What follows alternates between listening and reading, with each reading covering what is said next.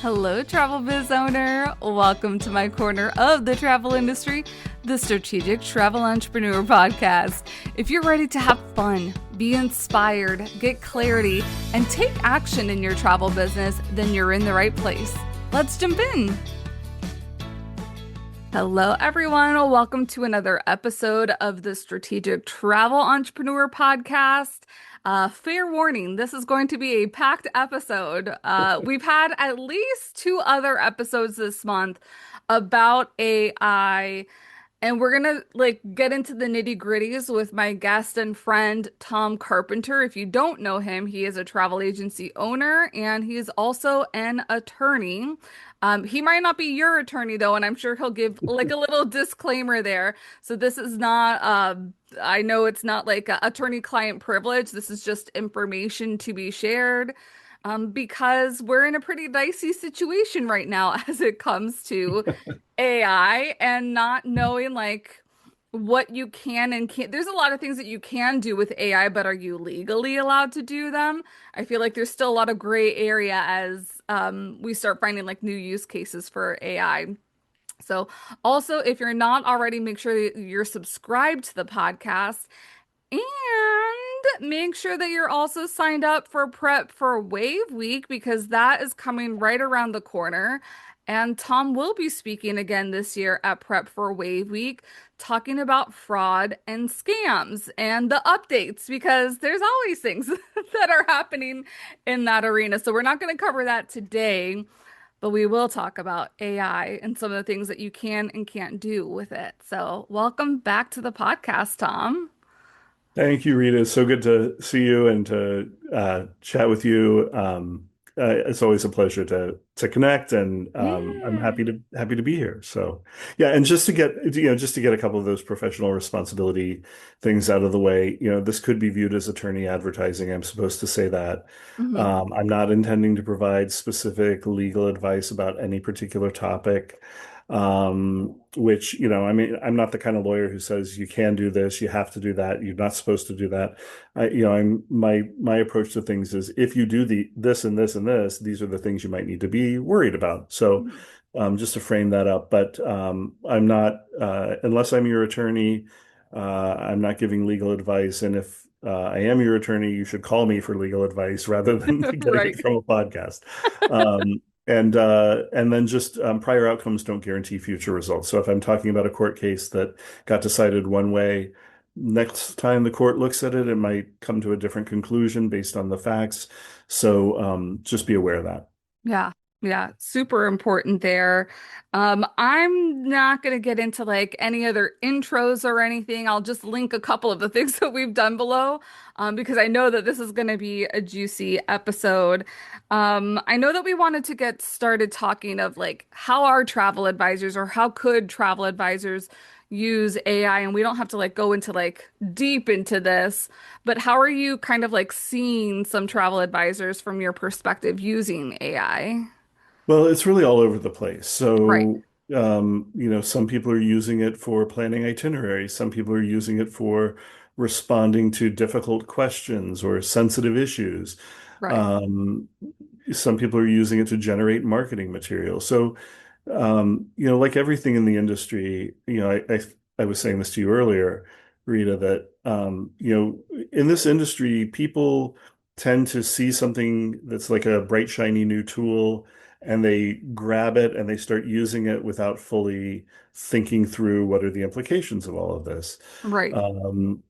People are also using um, uh, AI to generate legal documents and policies, which I've got Yikes. strongly held opinions about that, which we can definitely talk about. But Mhm. I think that the thing to remember is that AI is really good at some things, and it's really bad at some things. Mhm. So AI is good at, if you have to write a difficult email to a client and you want to strike the right tone, you can just kind of vomit up your thoughts into Chat GPT and tell them, I want this to sound nice and friendly and like I'm not blaming them, and it'll give you something that is probably going to be pretty close to what you're going to be able to send to a client.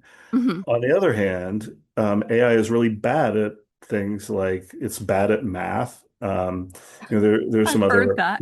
yeah, there's some other AI experts out there that can give you examples of like a conversation that they had.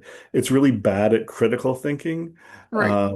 It's really bad at it's really bad at maps. There was somebody I saw who generated some marketing materials about a cruise, like a come with me cruise they were doing. Mm. And AI tried to put together a map of the cruise itinerary, and it did not look like the Mediterranean at all. And anybody who knows anything about geography is going to know that, Sicily is not like right next door to Athens, and then Barcelona is not over here, right? So like if you've got a client that is thinking about going on that cruise with you and they see that you've put something like that on your social media feed and they're like, "Well, she didn't do this. She doesn't know what she's talking about. Right. Like, why would I book through her? Like, I'll just book directly with a cruise line if I want to go on that trip and like see what the real Right. map looks like." Um, it's bad at providing up-to-date information because the data it pulls from might be out of date. Exactly. Yep. Um, it's good at giving fraudsters and scammers new tools to bilk you out of money.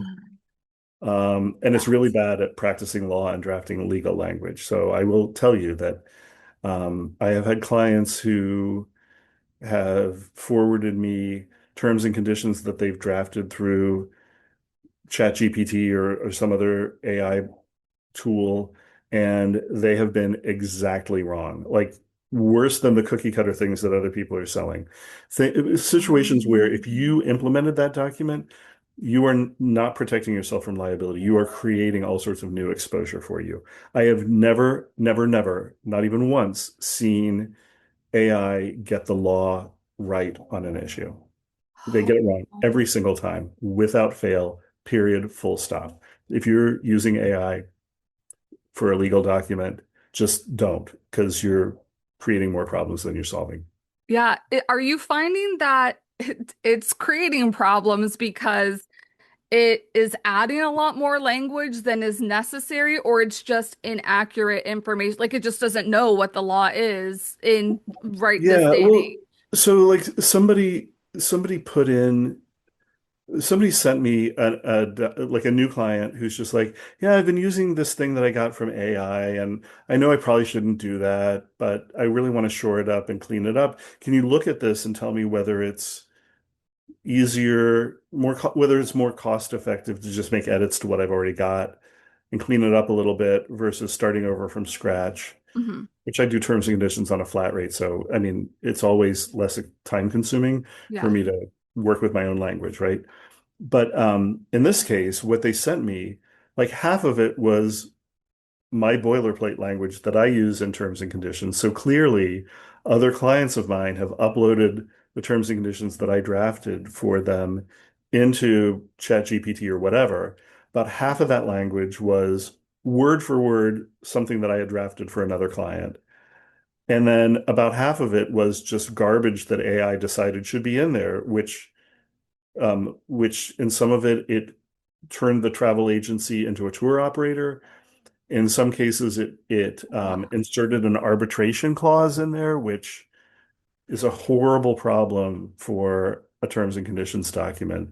Arbitration is so like think about it this way. If you have a dispute with a client over and your terms and conditions govern that dispute, and you've got an arbitration clause in there, but it's really a supplier issue, you have to arbitrate that dispute with your client and you get a final and binding decision out of an arbitrator, but there's no way to get the supplier into that arbitration proceeding because it's a private proceeding. Wow. So, there are some people out there who are selling cookie cutter templates that also have this arbitration language. Uh-huh. Horrible, horrible problem. Um, which is why I recommend, if somebody's selling you a document and they're going out of their way to say, but I'm not your lawyer, that should be a red flag that Yeah. maybe you should call a lawyer and actually hire them to represent you so that you can do it the right way. Um, but also, when you upload your legal documents into a chat bot, if it's an open source chat tool, it's training on that language, which means that if a lawyer has drafted that for you, the conversations that you have about drafting that document are protected by attorney-client privilege, which means like if you, so like hypothetically speaking, you hire me to draft your independent contractor agreement for Right. you. There's a lot of tension around independent contractor relationships right now. Right. If you take that document and upload it into ChatGPT because you want to make sure that everything's covered, which like that doesn't offend me. Like I get it. People just want to have the best possible document they can. Hmm. That's not the issue. The issue is that when you put it into ChatGPT, ChatGPT is going to take all of that information that's got, your name, your identity attached to it. It's going to train on that language. And then if you come back to me and say, well, I want to have an exclusivity provision in my IC agreement, and ChatGPT told me that was okay, which is wrong because you can't have exclusivity. And like independent contractors are independent. Right. So then you and I have to have a conversation about why exclusivity is a really, really bad idea. And, it's your document, it's your choice. Maybe you decide you want to roll the dice and put it in there anyway. Suddenly, the conversation that I've had with you about what's in that document is discoverable, meaning I could be called to testify about what we talked about with regard to that exclusivity provision if one of your ICs decides to sue you over that provision, right? That's just like an example. Sure. I mean, these are not things that are remote possibilities. They could happen. Like, people are getting sued all the time for Well, stuff with their wasn't IPs. I thought there was a case recently that had that where that came up where if you upload anything to AI, like a legal document to AI, you no longer have any client Yep. attorney privilege anymore. Yeah. I mean, that's exactly the point. That's Okay. exactly the point. So Now, you don't, so like you have waived privilege by taking a legal document and giving it to the world in a partially drafted form. yeah, because kind of like even like rewinding that a little bit too, is that even legal to upload a document that you have not drafted yourself into AI? Well, I mean, if you're uploading something that is copyrighted, then you are infringing on their copyright Okay. Would you say potential. everything kind of has an inherent copyright if somebody's written something out or Yeah, so yes. So basically you own the copyright of a document the minute you draft it. okay. So if you write basically you don't need to file with the Copyright Office in order to Right. have a copyright on the material, right? Right. You just have to, it has to be original, it has to belong to you, but it has to be your original work. Hmm. So if, but most people, if they're serious about protecting their copyright, they put that little copyright notice on the bottom. Right. If you see that, you shouldn't put it into to ChatGPT um, because you're taking somebody's copyrighted material, Hmm. putting that data into an open source system that is training on that data and reusing that data, and maybe reusing that language word for word. So there's a big lawsuit right now about people who've written books, authored books that are copyrighted, and they're suing the big AI companies for infringing on their copyright. So you don't want to be in the middle of that. So I would just say, just be very careful about what you're putting in there. And if Yeah. it's something that somebody else has written, especially if it's a lawyer who's written that for you, if you want to check my work, call one of the other travel lawyers and say, hey, this is something that Tom Carpenter drafted for me. I don't think I'm really covered very well on this point and this point and this point. And let them tell you because Right. I mean there are only 7 or 8 of us in the entire country who do that work. We're all mostly on the same page about how things should work. So Right. I'm pretty comfortable that, if you send me something that my good friend Jeff Ment drafted, like it's going to be pretty good. Mhm. I might have like little things here or there that I might say, oh, you might want to look at that, but like it's going to be fine. I think if, Rose Hachey or Mark Pastronk or Guinness or Jessica or one of the other attorneys or Larry, like we're all going to give you a good, solid legal answer because we've been doing this for a while. We know what we're doing. Right.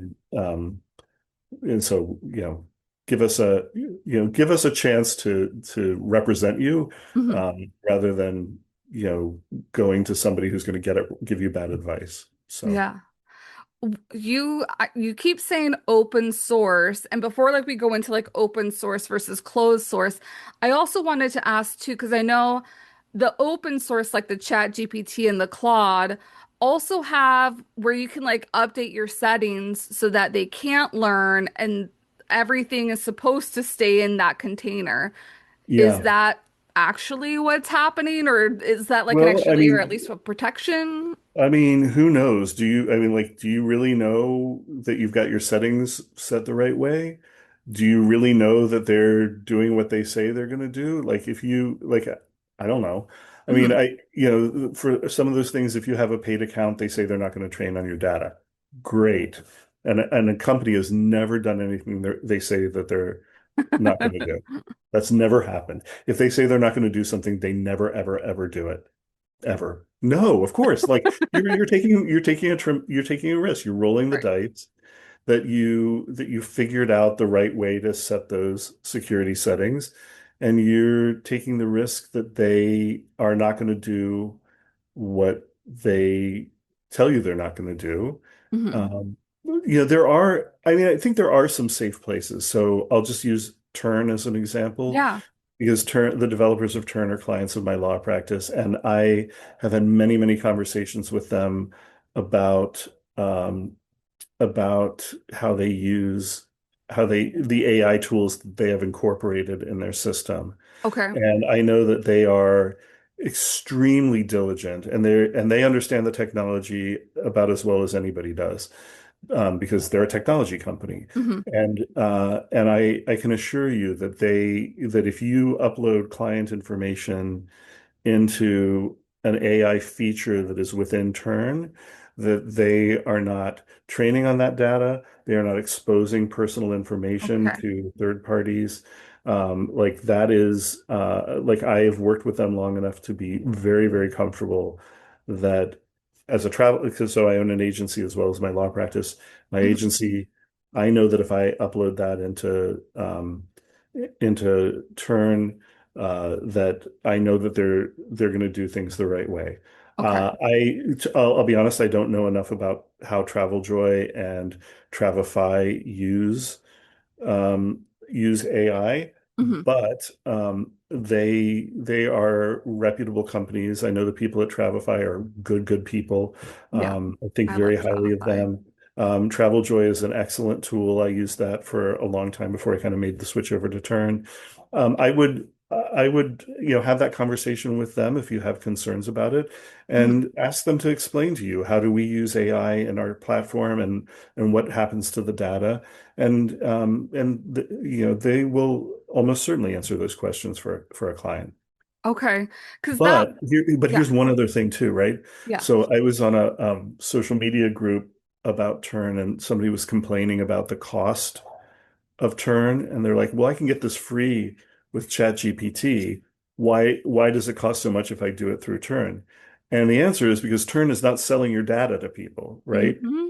Like these are data companies, and when you upload information in there, that information, they're monetizing the stuff Right. that you put into the open source platform, which is why they give you the account for free, and why, we all have to, why we have power outages when it gets hot, because like the data centers are sucking up all the power, Yeah.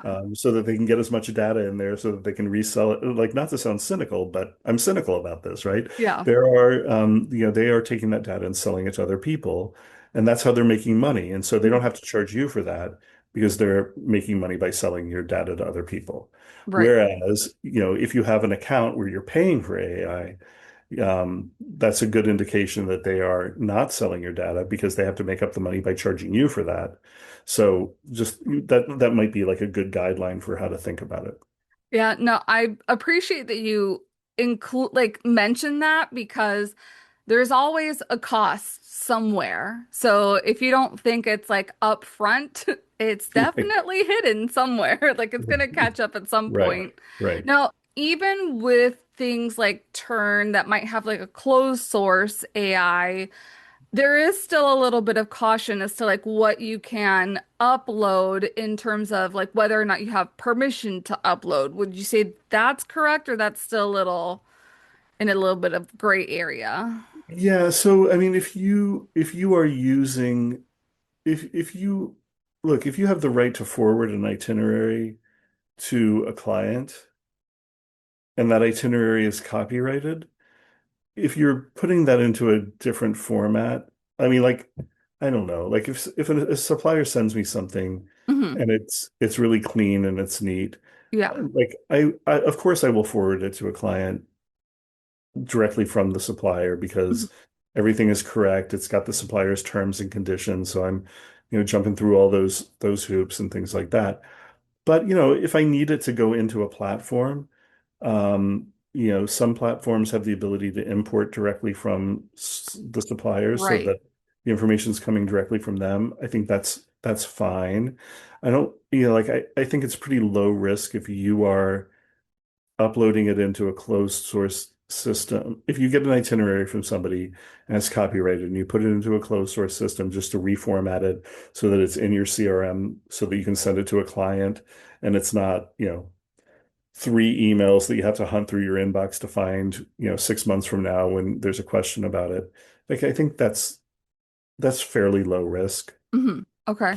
But it all changes when it's an open source platform and they're taking data from and they're taking that data and training on it and reusing it or exposing it to people that don't have authorization to look at it. Yeah. And the thing that really is problematic, I mean, more than copyrighted material, the thing that's really problematic is personal information. Mm, So I mean, if you've got a client and you're uploading all of their details, including their name and their contact information and their passport number into ChatGPT because you want a really slick itinerary hmm. and just put this all together for me and here's all the information and you sort it out.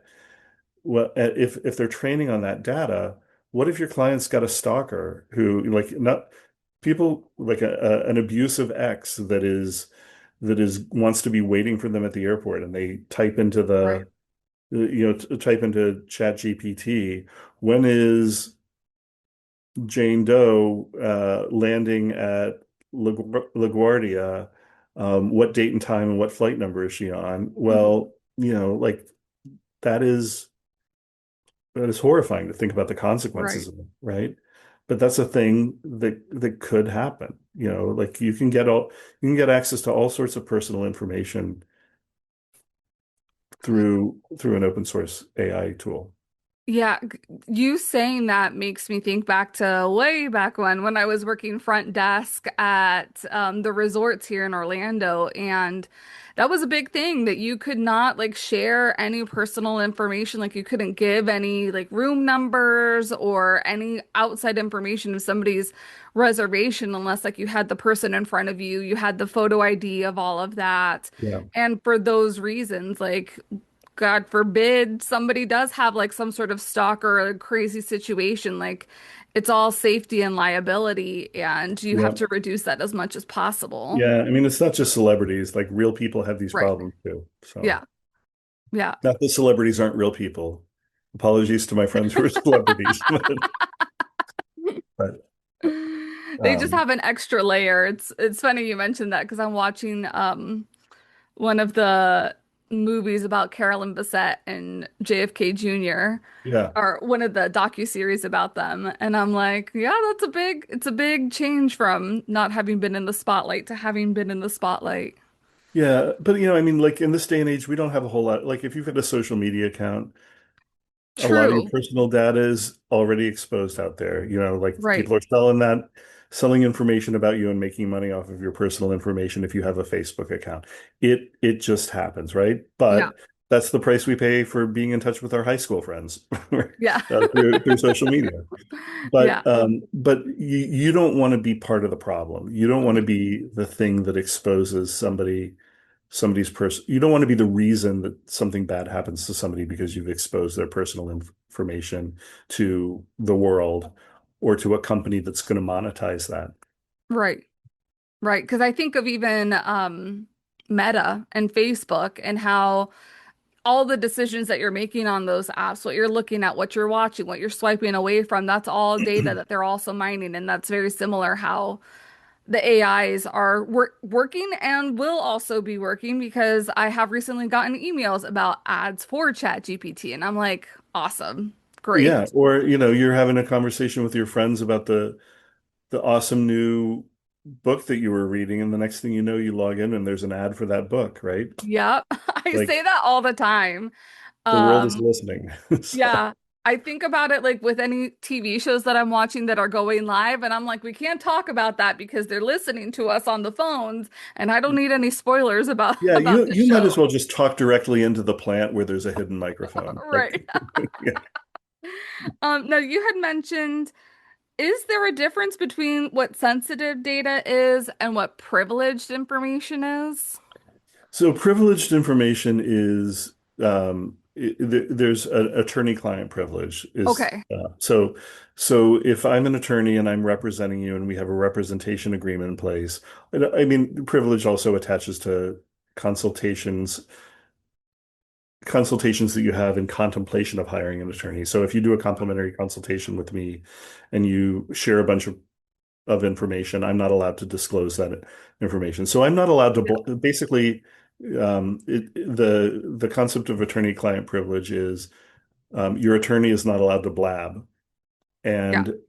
And so like if you tell me something in the course of representing you or in the course of putting a representation agreement in place, I am not allowed to disclose that information to anyone Hmm. without your specific permission and authorization. Similarly, and the reason that's a thing is so that you and I can have a conversation about a sensitive topic without worrying that I'm going to get called to sit on the stand and say, well, I told Rita that she shouldn't do that and she didn't want to listen to me. And so, do with that what you will. And then, Right. you go to jail because your lawyer told you and you should have known, right? Hmm. But, if I'm representing you, I can't be compelled to testify against you. I can't be compelled to talk about that. I can't be compelled to release documents that I've drafted for you, my work product. Like all of that stuff is protected Hmm. so that you can have the benefits of being represented by a lawyer who's actually, taking care of you and helping you manage legal risk in your business. And you want to be able to have those unfiltered and unvarnished conversations with your attorney. So Right. that's privileged information. Confidential information is all sorts of other stuff. Um, um, Privileged information certainly is often confidential, but your client's credit card numbers are confidential. If somebody says to you, like, please don't tell my kids that we're going to Spain without them. Hmm. They're away at camp and we just don't want them to know that we're taking this really awesome trip without them. Yeah. That's confidential, right? Because they've asked you to not blab Maintain about that. that. Yeah. If if you've got um if you've got trade secrets, if you've got, if your business Mhm. has some sort of secret sauce about how you market your business or how you service your clients, or there's something that you do that other people haven't yet figured out, that Mhm. could be a trade secret that could be protected under state law, depending on what state you're in and how they define confidential information. Your financial information about your business, if you're going to sell your business to somebody else, all your financial stuff, that's confidential. So, like the worst thing you could do if you're trying to sell your business would be to take all your financials, upload it into an AI tool, an open source AI tool, and say, okay, do a valuation. Like if I wanted to sell my travel agency, Yeah, here are all my numbers and here's all my stuff. What's that going to be worth? Well, now you've just exposed all your financial data to the rest of the world. that's So, scary. yeah. Are there any kind of like big names or any at least like names that are more closed source of AIs outside of like the CRMs that you know of? Uh, so I kind of don't want to call people out by names because even most of the open source tools Hmm. have an option to close that off. Yeah, You just have to figure out how to do it and make sure right. that you're doing it the right way. Hmm. And so, and I certainly don't want to seem to be endorsing one tool over another tool Okay. either. So I'm not, I mean, I can tell you that like I am suspicious enough of all AI that I just don't use it for certain things at all, even when it's a Okay. closed source Okay. system. So, Um, something I have a couple of ideas. Something that you had just mentioned was the word disclosure. And that makes me think about like, are there any disclosures or any addendums or anything that travel advisors need to start adding to, or at least disclosing to their clients about how they're using AI in their business? so, um, so there are not legally required disclosures of use of AI in the travel industry specifically. Other industries are different. So, like Okay. as a lawyer, if I use AI in a pleading that I'm going to file with a court, I have to make that disclosure affirmatively, or I will lose my license to practice law. Okay. Because that's something that attaches to the legal profession. And there was like I, I'm probably the only person who will ever watch or listen to this that reads legal blogs, but there was there was a case about it was about a merger transaction actually selling a business and the lawyer wanted to do it like what the example I was using before wanted to do a valuation and Mhm. uploaded a bunch of stuff into AI. I don't even think it was an open source AI, but uploaded a bunch of stuff. And then the lawyer said, "Give me the best arguments that this person, or no, it wasn't actually a value. It was a liability case. Give me the best arguments for why this person is 100% not liable for these things, right?" Wow. And in the course of discovery, the other side's attorneys recognized that AI had been used to generate those informations because enough of the hallmarks were there. Like if you've seen enough of these things, you can kind of pick out, oh, that's AI. Like I can always tell when a client sends me something that's been drafted by AI because it's Okay. just like it's just very obvious. But and then and so then the other side's lawyers said, "Show me all of the prompts that you entered into AI to get that answer." And it was like 500 pages of prompt printouts that that they had to disclose to the other side. So that's embarrassing, right? And that's not a very Great. good lawyer. But like there are legal requirements for lawyers. There are not legal requirements for travel agents. However, there's just a lot of scrutiny about data privacy. Right. So I would definitely recommend that if you have a data privacy policy for your agency, which used to be a nice to have. I don't think I think now it's a need to Necessary. have more than a Yeah. nice to have. Um, you might want to disclose what AI tools you're regularly using in your business so that people understand that. Okay. So I would make that disclosure in your data privacy policy. Okay. But So, I mean, think about though too, like if you send them an itinerary and put a footnote, this itinerary was partially generated by, Chat GPT. Like, right. what does that do for your credibility, right? I Like know. Like, what am I paying the big bucks for if like I what? can Well, find I it could have gone on? to Chat GPT and plan my own itinerary, and then like Yeah. but the other thing that goes hand in hand with that is you are legally responsible for bad information that you pass along to your clients. Okay. So, and there's actually a case on this, the Air Canada case. Air Yeah. Canada had a chat bot on um, had a chatbot on their website, and somebody wanted to find out if their airline ticket was refundable. And they went in there and they typed into the chatbot, and the chatbot has this whole conversation with them and gave the wrong answer. And the client relied on that answer and canceled their ticket. And then when they didn't get a refund, Air Canada said, the chatbot was wrong. They gave you the wrong information. And the guy was like, yeah, but I relied on it and it's your chatbot. So, Right.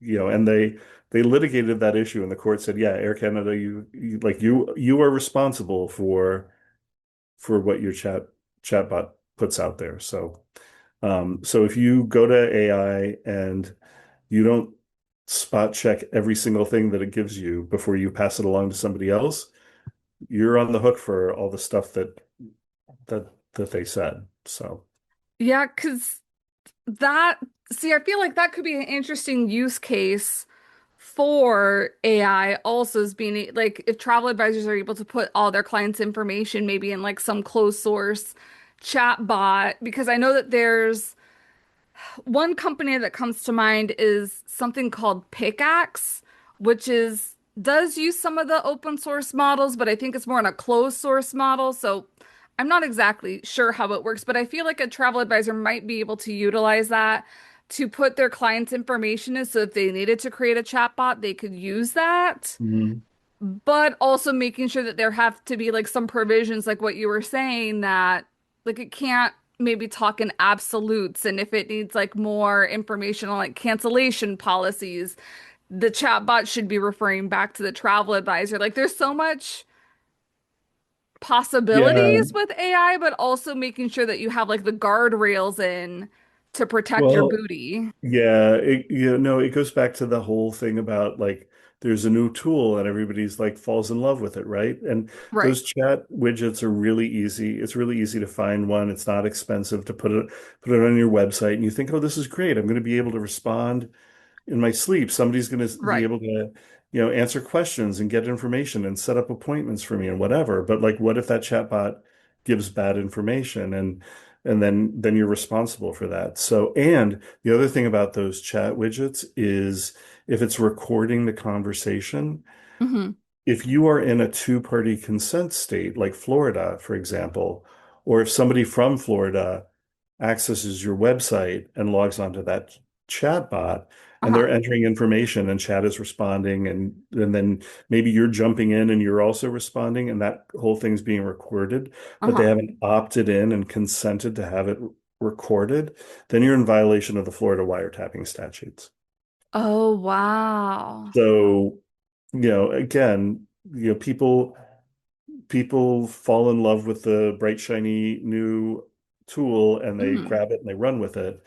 And there might be problems with doing that. And so you don't want to get a shakedown letter from a lawyer that's, looking for easy money. And they're like, you have to pay me $6,000 because my client found your website and you didn't have an opt-in button before Yeah. chatting, stuff like that. So, Yeah. and my client happened to be in Florida, even though you're in New York. Hmm. Well, there's a problem. Yeah. Yeah, but yeah, and I will say too, there is at least one host agency, one big host agency out there that they're pretty large and they've got a lot of advisors Hmm. and they are using I'm pretty sure it's ChatGPT based on the way the answers were formatted Okay. to provide support to advisors. So an advisor has a question about say seller of travel information Hmm. and they go to the support function Oh boy. and then ChatGPT gives them the wrong information about how to comply with seller of travel registrations. And then the host agency is responsible for giving bad information to one of their IC hosted businesses.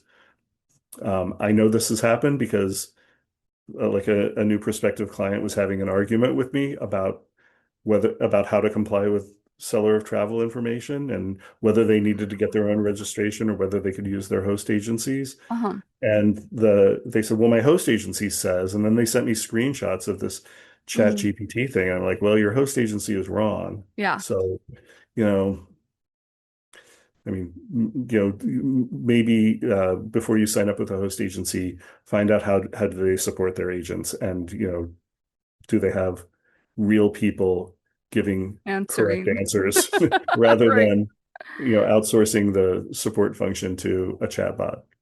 We were talking about disclosures in terms of if advisors need to disclose anything. I want to kind of flip the coin on that for the advisor that has put blood, sweat, and tears into an itinerary that they've built. They have the copyright on that itinerary. Should they be doing anything to kind of prevent a potential client or a client from entering that information into an AI tool?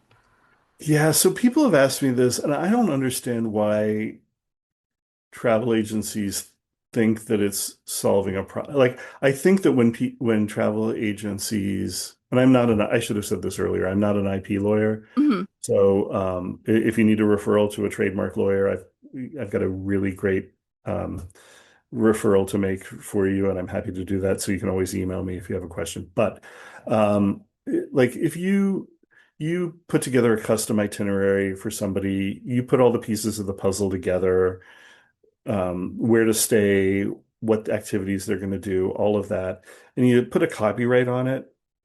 I think travel agencies think that that stops the client from booking without them, and it doesn't do that. So, Okay. like, if you buy a cookbook, there are recipes in that cookbook. Right. That cookbook is copyrighted. Right. There's nothing in there that says you can't make those recipes.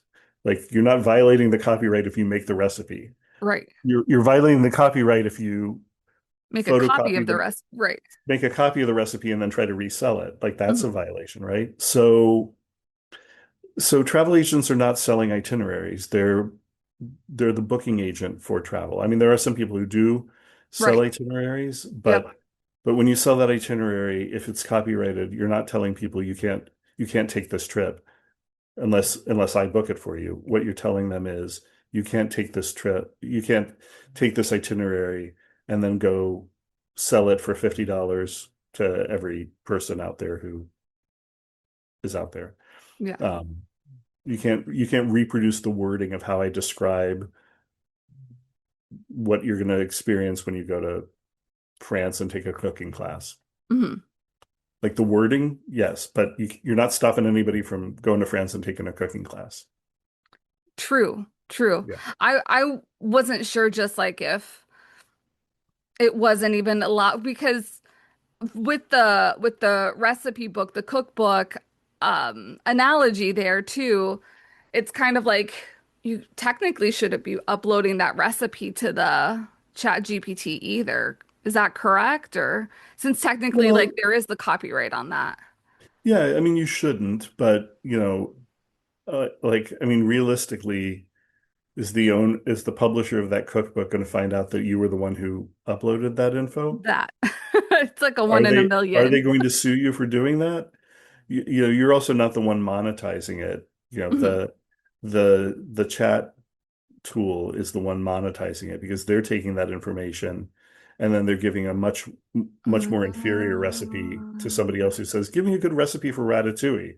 And they're taking Okay. your recipe that you uploaded and 75 other recipes that other people have uploaded, and they're creating their own Frankenstein monster of a ratatouille recipe, right? I'm glad So, that you like, say that because that's kind of what it feels like AI does a lot, is it Frankensteins a lot of different things that you yeah, just put it in and everybody else's outputs that are in the model as well. right, right. Is there anything else that people, when they're either using AI or to be able to protect themselves in the use of AI also that they should be aware of, or any other cases that might be kind of like happening or coming to the fold when it comes to using AI? Yeah, so I just, like thinking about it, thinking about the conversation that we've been having for the last, half hour, 40 minutes, whatever. I feel Yeah. like we've talked more about all the bad things about AI than the Mhm. good things. Yeah. And I will tell you that like I have had in my agency, I have had like a very difficult client who had unrealistic expectations and was complaining about all sorts of stupid, dumb things. Hmm. But it was a high value client, and I needed to coddle them, and Okay. without taking responsibility for all the things they were unhappy about. Hmm. And for that sort of thing, if you're not entering your client's name and all of that stuff in there, Yeah. to just be able to go to a chatbot and say, I'm a travel advisor and I've got an angry client, and they're angry because there were bed bugs in the room, and that was not my fault because I'm just the booking agent and not, responsible for fumigating their room, and Hmm. I didn't have advance notice of it. And I don't want them to be upset with me, but I'm going to work with my supplier to try to get the stay comped, but I don't know what they're going to say yet. And the client is demanding that the full $40,000 trip be refunded to them by me. Whoa. And I need to explain to them why I am not going to give them $40,000 just because there were bed bugs in their room, even though they were promptly moved to another room. Like there's a whole Hmm. bunch of like information in there, right? And I'm just like spitting that into ChatGPT Yeah. or whatever you're using, Claude or whatever. And like give me an email that strikes the right tone for ratcheting down the situation where I'm not taking responsibility for any of this, and I'm calmly and clearly explaining to them what I'm doing to help them. And Hmm. then you get something that is almost pitch perfect in terms of, or at least close enough that you can edit it. Yeah. That is a great use of AI, Love right? that. To Yeah. be able to when you're angry and you're about to like fire off a nasty email to your client without thinking about like how they're going to receive it, to be able to take that step back and have somebody else draft the email for you, and then you can read it and say, yeah, that's pretty good, but I also want, and then you like follow-up prompt. Yeah, but could you also mention that, you know, it's unreasonable for them to call me at 3 in the morning and expect that I'm going to pick up the phone, Right. but make it sound like I'm not blaming them for that, but call that to their attention and Right. do it in a way that's gentle and like that's a perfect use of AI, I think. It's really Yeah. good. You're not exposing anybody's personal information to anything. You're not violating somebody's confidentiality or copyrighted material. You're not asking for a legal answer. You're not asking for legal language. You're not asking it to draft a contract for you. But it's something that AI is pretty good for. It's really good at putting words in the right order. Hmm. You're not asking them to draw a map or do math. I was like, don't use it for any graphics. Right, right. And You're I not know, asking it to do research. right. Like if you research something on Google, you're going to get, like after you scroll down past the stupid AI stuff, you're going Oh, to get a yeah. bunch of links, right? And you're going to read more than one of those links to see, are they saying the same thing? Are they Right. consistent? Like that's not AI. That is your intelligence being Hmm. able to parse out what's worthwhile and what's not. Hmm. And if you're relying on AI that's not critically thinking, it's just putting things together. Right. Like you don't know what data set they're drawing from when they give you that answer. They could be overlooking really important things. There could be nuance in there that they're missing. So um, so I think it's really like the upshot. If people have one takeaway, it's not AI is bad, never use it. The Hmm. upshot is be careful about how you're using it. Exactly. And if it's embedded into a tool that you're using, like a CRM function or an itinerary builder or something like that, ask the questions and find out like what information, if I put information into your system, where is that going and how is Hmm. that being used? And Yeah. if the company won't give you a clear answer that you can understand about what they're doing with your data and your client's data, then maybe think about whether you're working with that company. Right. Love that. This was a really, really great episode. And coupled off last week, we were talking a lot about some of the really creative uses of AI with Kate from Travel Pro Theory. So I think this is like a good like sandwich here to combine some of the warnings, but also how you can get really creative with it. Tom, where is the best place that people like can follow you or connect with you? Because I know that you're always like shouting out when any interesting cases happen specifically within the travel industry too. Yeah, so I mean, I hate social media, but I do have a Facebook page for my law practice, which Yeah, is Carpenter Law Group PC, which stands for Professional Corporation, not politically correct. I mean, not that there's anything wrong with being politically correct. We should all be respectful of other people, right. my opinion. Agreed. But Carpenter Law Group PC. My email address is tcarpenter, first initial last name, at carpenterlawgrouppc.com. If you want to call me up and yell at me about my opinions, it's totally fine. But on social media, I mean, I'm pretty easy to find, but it's facebook.com/media travel law Mhm. is the tag, but you can just search for Carpenter Law Group. I've got a YouTube channel where I've got a lot of webinars that I've done. If you search Carpenter Travel Law, you can probably find those pretty easily too. Okay, perfect. And those will be included in the show description. So if you need any links, head over there, travel advisors. Remember to make sure that you save your spot for Prep for Wave Week to hear more from Tom. And we'll see you next week on next week's episode, everybody. Thanks for being here. Thanks for joining me on the podcast today. Remember to check out the show notes for all relevant links and resources from today's show. See you next time.